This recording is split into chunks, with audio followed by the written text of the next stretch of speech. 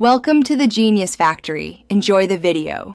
In this video, I will show you how to make delicious, crispy tortilla chips for your nachos. First, let's gather our simple ingredients. You will need about 12 corn tortillas, a neutral cooking oil like vegetable or canola oil, and some fine salt.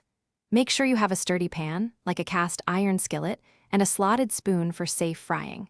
These fresh chips are far superior to store-bought ones. Now, let's prepare our tortillas.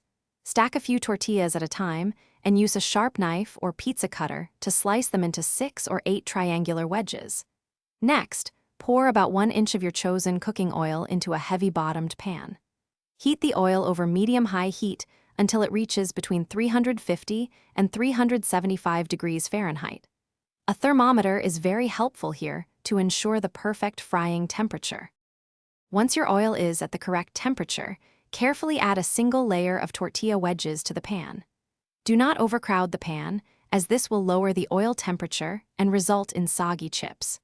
Fry them for about 2 to 3 minutes, flipping occasionally with your slotted spoon until they are a beautiful golden brown and wonderfully crispy.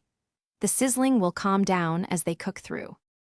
As your chips finish frying, use the slotted spoon to remove them from the oil. Transfer them to a plate lined with paper towels to drain any excess oil. This is crucial for achieving that perfect, non-greasy crunch. Immediately sprinkle them generously with salt while they are still warm. Serve your homemade tortilla chips right away with your favorite salsa or nacho toppings for an unbeatable snack. Thanks for watching. If you found this helpful, don't forget to like and subscribe.